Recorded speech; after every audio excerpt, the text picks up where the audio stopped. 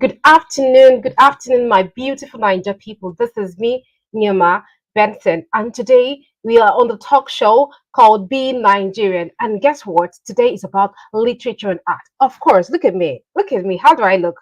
I'm looking like art right now because we're going to talk about literature today. So in this show, what we do, we talk about the greatness of Nigeria, the great people, people that have done so much lovely things. And just today, we're going to talk about literature. That's my most loved conversation because I myself am an author. So let's get to see who we're going to talk about today. We're going to talk about great, great, great people. So today, sit tight and enjoy because we're going to take you on a roller coaster of mind blowing individuals that have graced the path of literature in Nigeria. So I'm not hosting the show alone. I have a co host that I love so much, the person that I call Massive Mark with a massive heart. Please welcome Massive Mark.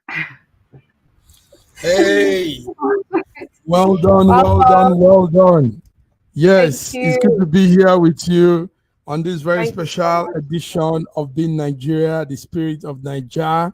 And like you said, today we're putting out contemporary art. We're looking into those that have really changed the narrative with their stories, their books, their poets. Sure. So, viewers, it's going to be awesome. Thank you, Nyema. Thank you Thank for the you so program. much. Thank you so much for joining us. Okay, we're going to go on a Mhm, very, very short break. When we return, we're going to start this wonderful mhm. conversation. Please sit tight. Yes.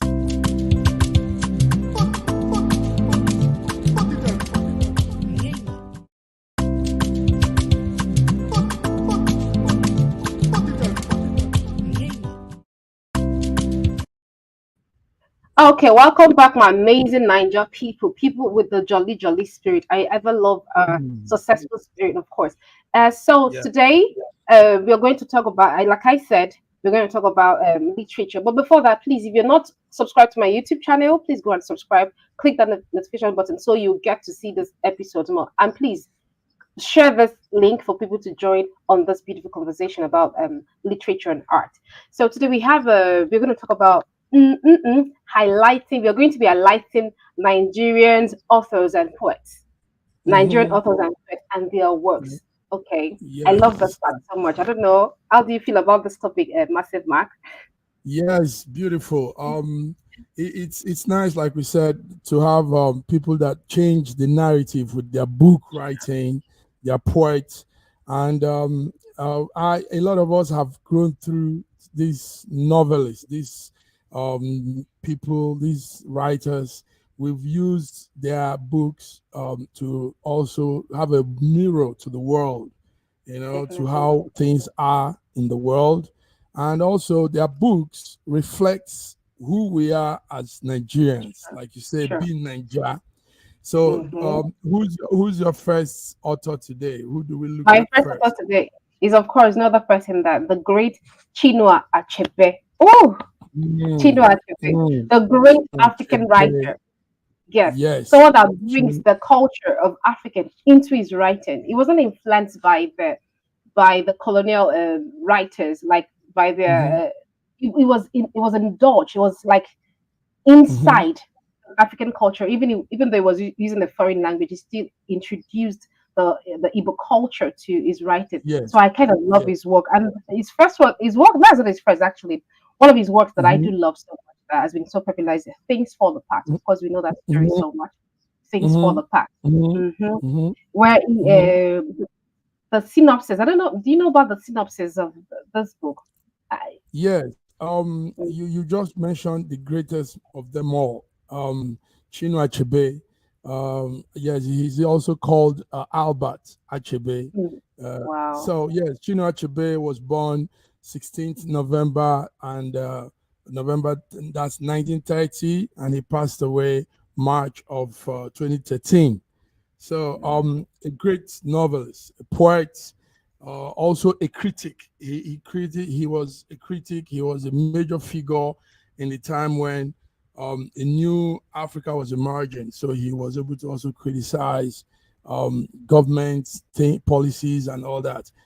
Yes, his first book wasn't actually Things Fall Apart. Things fall apart. It It wasn't. was I think it was one Magnus Opus. Magnus I've forgotten that book now, but Things Fall Apart was like a second book in 1958, and it talks about a lot of things, African literature in one piece. You know, till today, Things Fall Apart remains one of the most widely read, most translated book, and everybody. I mean, to have an insight of Africa, of life, you need to read Things Fall Apart. So Things Fall Sure. Apart talks about it's more of it centers on governance, it centers on family, it centers on remember also this was a time when the civil war, the Nigerian civil war was Yeah. yes, that period. So Things Fall Apart said a lot, and I read Things Fall Apart. One touchy part of the story is where Okonkwo, the main character in the story, had to he had to sacrifice a young boy that lived with him, and he had to do that because, some reason, and at that point, it became very touchy, became very emotional, but that those are some of the things we see in life, betrayal, um, doing some things for the sake of personal interest, and Things Fall Apart was everything. It was everything. So the man Chinua Achebe was a great writer. Take note that his own influence too was characterized by what he saw at that time. That was a Mm. transition from British, the British colonial system to Yeah. Nigeria taking over and all that. Yes, so Things Fall Apart. Nice. Go ahead. That's beautiful. I think it Mhm. was. I think it was banished from this community. I think so. Like in the Yes. Okonkwo was banished from his Mhm. community The for sin. story, the story of Then he Okonkwo. Yes. returned. He went on exile. I think after that, he returned Mhm. when the colonial masters came in and tried to take over the introduce the culture, the colonial culture to Igbo culture, and that's when he came back. No, no, no, Yes. no. This is not going to Yes. happen in my community. In my okay, I like that. Mhm. I like that. This is Mhm. really nice. And let's go to the next author. We're going to have to No, let's go to the but next. let's still say sorry. Let's still say some Let's say things something about about him. yes. Chinua Achebe. Sure. Okonkwo. Yes. One thing is Okonkwo. Actually, at that time, he was writing the book "Things Fall Apart." Mm, Take note that there weren't too many people reading in Africa. We weren't as mm, many as we are now. So he tried to bring the African value, family, and all these things to the Western audience, or Western mm, readers. mm, And that's very important. That's why Things Fall Apart became a major, a worldwide, a global novel, mm. because it introduced Africa to the global audience, Sure. and nobody at that time did that. So Konkwo Sure. was Chinua Achebe was for him to have pulled out that was awesome.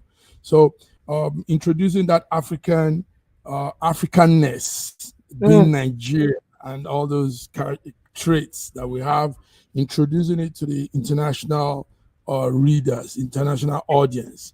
So he That's good. used his book. Go ahead. Yeah. That brings us to the importance of storytelling, where Hmm. a lot of people have to read a lot of stories, not just one single story. Like Hmm. I need to know about the culture of the Americans. If I need to know, I need to read their book. If I need to know about the culture of Yes. the French, I need to read their book. So I like that. What he did was very good. Absolutely. Introduce Yes. the culture of Africa to the Western media. Like just read about us. This is what how we are. Hmm. So we don't have a Hmm. single stereotype of Hmm. Africa. That's really Good. that's good. That's the So importance of yes. literature So actually. yeah, that's very important to note. So that was what Things Fall Apart did, and he went on to win a lot of award for that. Mm, Chinua Achebe won awards because mainly because of Things Fall Apart, and take note also.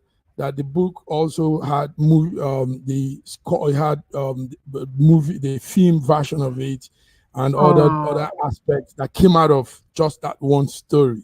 So Things Fall sure. Apart portrayed African culture, portrayed colonialism, portrayed Mm. masculinity. Yes, Oh, masculinity. yes. That's Masculinity, what I that's mean by true. that is the character Yes, that's Okonkwo true. showed Okonkwo. Mm. showed a lot of traits of the African, the Igbo man Home. portrays himself. Yeah. Yeah. The Igbo man sees himself as the Lord with family, the Mm. children, everybody lives apart. He lives as a king, and that's how we were back then, actually. So Things Fall Apart, beautiful book, good story, but not only Things Fall Apart. Chinua Achebe wrote a lot of book. I A lot remember, of. yes, he was a writer, Now, this, no, a what you man just of the said, people, no longer at ease. Go ahead. what you just said about masculinity is going to bring me to delve into it, and it's like you said, the Igbo culture where the Hmm. men, did it has to do with patriarchy, kind of? Did the book has to do with patriarchy, or it was just about masculinity? Yes, there was also, yes, very good question. Patriotism was also there. Patriotism is your loyalty to a cause, to an No, ideology, I'm and talking all about that. So, patriarchy, where the man patriotism, was being yes, superior okay, over the woman and yes. all that. So I kind of, I don't think there Mhm. was. Do you think there was? I just think it was about masculinity, where you have to be a man, and not about patriarchy, where the woman was seen less and the man was seen Yes, like yes. more It was than them. more of the story centered on the Igbo culture before the advent of colonialism. So Yeah, yes, the Igbo culture had more of masculinity. The man, the father, was the center of everything. The woman was by the last side, by the you don't it is there's a phrase they used back then: you are seen but you're not heard. You are seen but you're not. So the woman doesn't have much to say at that time. She's just um there as a figure, as a mother, taking care of the children, having the children do their daily chores, go to farm and all that. So, but the man was the center of everything: decision making, policy, everything centered on the father, the man. Yes. I Okay. might kind of a little bit disagree.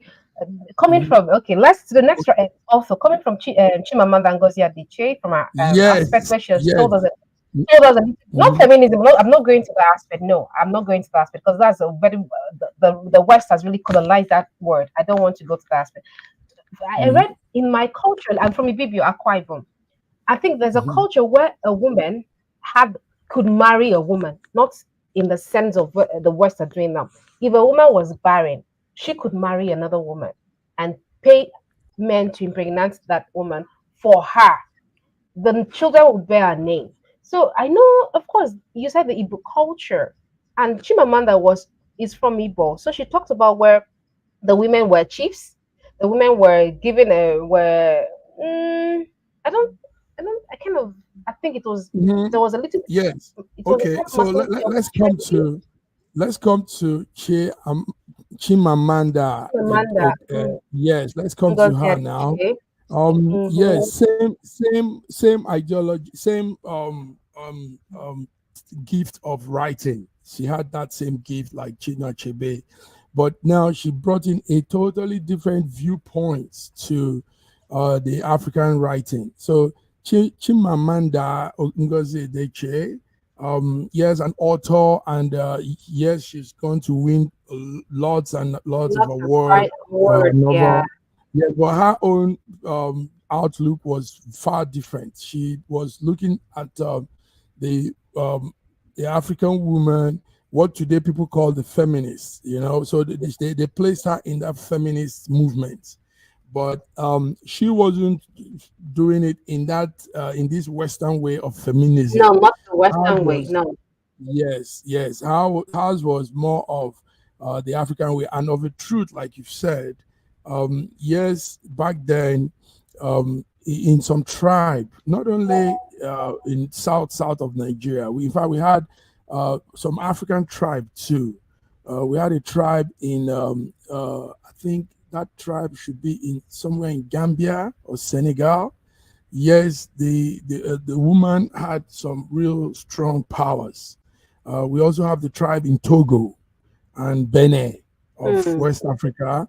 Some of these countries, those days before the advent of colonialism, before the white man came in, they had those traditions. Women were householders. I mean, they held the home.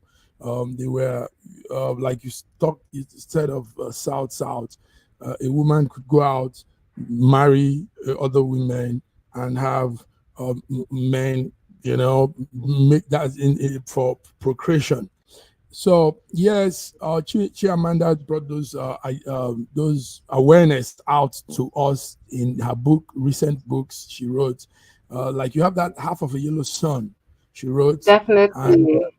yes, we should all be feminists. That one Yeah. became, we should all be feminists became something they took up. Even Beyonce had to come up with movies and scores and stories on that. Yeah, and a song, Yeah. flawless. She called it So, flawless. Flawless. yeah. Go ahead. Yeah. Okay, I think in Chimamanda's perspective of feminism, Mm-hmm. if you're going to just talk about that, it was about a woman. It was mostly about womanhood. Womanhood. Yes. So I think because Mm-hmm. she is in the Western world, she tried to adopt that word feminism. I think so. But for me, I would have loved if she has chosen womanhood, humanism as the word instead Okay. of feminism, because feminism mostly describes the West Mm-hmm. struggles. It never described the African struggles of womanhood. The feminism described wanted women to be seen outside just chores, how home chores, bearing children, because that was what the Western women were just known for. The women were Yes. not allowed to go to school in the Western world. The women were not allowed to be anything other than housewives and childbearers. Mm. Whereas in Africa, our women were more than that. Were more than childbearers. They were farmers. They were chiefs. As I, then I tell you this, women were in Chimamanda's. I've seen her talks Books. and her books and everything. Yes, and from my own culture, from the BBO culture, women were just Mm-hmm. more than just being childbearers. We were chiefs. We could marry women if we were barren. And guess what? Women would never change their names to their husband's name because it was more Mm. like they're not. Women did not change their names. I think changing of Mm. name came with the European culture. It came with them bringing, oh, and in one of Chimamanda's talks, she said that a professor, she read a book from a professor, an old professor in, I think in the university, it's Oxford University, where Mm-hmm. the professor Mm-hmm. said the man said that I was surprised when I went to Africa that their women were able to own possessions in their name without their husbands. They were able to, they still bear their names and they could attain certain heights. Whereas, and he said this was wrong. So that was when they introduced, they introduced a woman changing their name to the husband's name. If a woman owned a property, it has to be in their husband's name. So it was never in our culture, if I would say, because if a professor from someone, I think they said back in the 1800s or whatever, came to Africa and saw that and see, I think African women were more than just childbearers. We were not. We were More allowed than just certain, childbearers. not like allowed. It was like Yes. it was just there. It was just there. And another of Okay. Chimamanda's Mm-hmm. talk, Mm-hmm. our TED talk. I've been listening to our TED talk. A Yes. Her text of TED the talk. danger of Yes. a Right. single story. Oh my Mm-hmm. goodness. And I quote one of our, I'm sorry, I'm going to quote one of our, like from the line of our Mm-hmm. TED talk. She said, Okay. the single story creates stereotypes, and that this has to be it being Nigerian. This correlates to being Being Nigerian. The Okay. single story creates stereotypes, and the problems with Mm-hmm. stereotypes is not that they are untrue. Of course, it's not Mm-hmm. untrue, but that Mm-hmm. they are incomplete. They are incomplete. They make one Okay. story become the only story. You see, now That's this it. correlates with being Nigerian because they've Okay. told one story about Nigeria. Nigeria is one stereotype. They've just stereotyped to be this kind of people. Of course, it's not a lie. These things happen in Nigeria, but it is incomplete because everybody is not that. Everybody do not portray that single story. We I do not do that. You, Mr. Mark, do not do that. And also, the thousands of people out there are not fraudsters. So it is not untrue, but it's incomplete because there are still a lot of Nigerians are doing so well and are doing good legal stuffs and they're making names for themselves. So I love that part of that line in a single story. In fact, I love the whole single story. Yes. The danger of a single story. Mm-hmm. Very good. Sorry, Very sir. I good. just love this. Very I'm good. so sorry. I need to Very talk. good observation. Let's also state here too that one reason why Chimamanda Mhm. Adichie could also come up with all of these new way of seeing things as a Nigerian, as African, is because she lived and stayed. She came out. You see, when you come out of Nigeria and you find yourself in the Mm, diaspora, you find yourself abroad, you find yourself in a strange land with foreigners, you're a foreigner yourself, you now mhm, discover this whole thing we're talking about. But you see, people can't know this living in Nigeria. You'll notice this when you're out of Nigeria that there are how they see us. There are stereotypes they've labeled on us. mm. There are Exactly. also Exactly. wrong notions they have. You know, sometimes do you know Exactly. some white people don't even know that Africa has different countries. They think it's one big Exactly. land space of jungle, and people are Those just jumping animals. from the tree, jumping from one tree to the. So, Oh my some of goodness. these things were able to come out of her because she schooled abroad. She mixed with white people, different other races, and she Yeah. noticed. You see, another. This is another thing. You can actually be out here abroad, but you don't get the digits. You don't see the sign. You know you're just there. But when you're articulate enough, you can get the signal and see how they portray you, how they see you, how they want to assume Exactly. you are. Labeling, like you said, stereotype, and all those verbs, all those nouns to describe labeling people. So Chimamanda was able to really see this, and that's why she could come up with all those beautiful books, beautiful Definitely. novels, beautiful write-ups, and concepts, Like and like this one. a long way. Yeah, go ahead. Hmm. Like that's Americana. Now you talk about being abroad and seeing how you get to know how people get to see you. So in this book Yes. Americana, she was able to tell us how she was being seen as a black woman for the first time in America. Now Hmm. she Hmm. never knew she was black until she went to America. That was when she knew, oh, I'm actually black. So she only Hmm. saw herself as an Igbo girl in Nigeria. She said that the problems that she faced in Nigeria was only tribal. Oh, you are Igbo, I'm Yoruba, I'm this. But when she went to America, she realized, oh, you are black, Hmm. and also she said that someone was speaking to her in a very slow. I know you can like because Trying that to person felt she could not speak mimic English. her, and Yes, yes, trying to walk her yes. about English. So when she said, "I can Okay. understand," you said, "I bet you can." Hmm. So she could like that stereotype. Like it was really nice. I love the book to Americana. Okay. It's a very nice novel. Nice one. All Mm-hmm. right. Nyama, let's go on to one of the poets we have. I think you said we're doing writers and poets, and And one poet, yes. poet is Christopher Okigbo.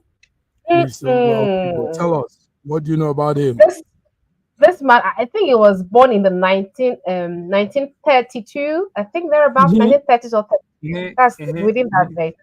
And Hmm. this man, his philosophy was he was against it. He wrote his book in the post-colonial time. Era. yes, era. He was against the British people colonizing Nigeria, and he loved his Igbo tribe, his Igbo culture that he wrote in an obscure way, even using the English language and introducing the symbols of the Igbo culture that the people who read the book said it was so obscure, so hard to understand. So Mm, like he's a being, like I would say, people might have loved to worship because of his works. One of his works are Labyrinth and Heaven's Gate. I think very mm-hmm, much about Heaven's Gate, where he was talking about how the a child is being lost. The poet, mm-hmm, the person, the poet there, it was lost, and he talks about how someone was trying to find his culture, how the wise script. men has brought their culture to them, the Christianity and everything. And this person here was trying to find his culture, and this person needed to be cleansed, and that was from the Ido. Is it Idodo waters, the river there in Onitsha? This Mm-hmm, man here is they call him an icon of complex symbol. That's what they call him. mm, I mm. love his works. I've not really read his works, but So I love what I've learned about him so yes, far. I Mm. I read Christopher's Okigbo's book. I read Wow. that one you talked about, the Heaven's Gates. Mm. Yes, interesting thing about him is this: he believed that he reincarnated. That is, he came Oh. the life of Mm. his grandfather. His That's his grandfather. belief. True. Yeah. So, Yeah. and because of that belief, he did a lot of things that were really strange to people at that time because he believed in reincarnation. Now, reincarnation is like, Mm-hmm. coming the life of somebody again, coming like Yeah. twice. So, Christopher was that man. He believed in a lot of traditional things, and he And you call that actually. traditional? Mhm. He believed in his identity. I'll call it identity. That was him. That was Yeah, us. well, yeah, I won't be that's it. traditional. It's absolutely that's true. One thing is all of these people, these writers, these poets, these great mind, at that time in humanity, at that time in Nigeria, in Africa, you don't have much of such people. So for them to have come out in whatever form they came out, if it is in their deity, in their reincarnation belief and all that, whatever the form they have come out, they were making a statement and they were also opening the door to what we have now. They were the Definitely. pathfinders. They Sure. started all of what we have now as African writers and poets. And take note that all of what they did also affected a lot of other genre, the entertainment genre, music, for example. Mm. Chinua Achebe's music has some what you call hip hop undertone, what the Black Americans call hip hop, rap music. Mm. So yes, he has that undertone of the rap hip hop music, Mm. and that's Wow. because of what they were saying and how they put it out and the ideology behind the what they had. So, Sure. viewers, why we're putting this on a program like this, being Nigeria, the spirit of Nigeria, is because um, all of these make up who we are. All of these is it Definitely. makes embodies the Nigerian spirit. We're coming from a lineage of historians, poets, Sure. writers, and all of these gifts is doesn't come natural. It doesn't come ordinary. It's real. Mm-hmm. It's supernatural. Supernatural. That's it. Go ahead. Definitely. Go ahead. Oh, I'm so sad that that we have to end the show in the next 1 minute. And this was Yeah. so mind blowing and brainstorming for me. I enjoyed Now, every but bit take of it. note that this is part one. Part one. Part one, So yeah. Part one. yes, we could go up to part 20 or more because there are lots and lots of such Yeah. people to talk A about. lot of them. Definitely to Yes, talk about in Nigeria. That is just the spirit of Nigeria. that's Okay, correct. this was That's so great. And to even say, I don't want to sound like but this all those people here that we just mentioned today are all from the Igbo tribe. They're all from the Igbo tribe. So there is more to talk about in other tribes of the Nigerian culture. There are a lot yes, of Wale writers. Soyinka. There are many more. Okay, viewers. Why? Yes. A many lot more of of them. them. A lot Yes, of yeah. them. And I love Wes Linka. His novels. Oh, let's just go there. Our time is already up. Okay, viewers, thank you so, so very much. Thank you so very much for tuning in. And we love you. I hope you enjoyed this as much as we did. And of course, don't forget to subscribe to our YouTube channel. Don't forget to subscribe to all our platforms and follow us and follow the trends on Being Nigerian Talk Show to keep the life of Nigeria afloat. And see you next Saturday. Have a good day. Goodbye.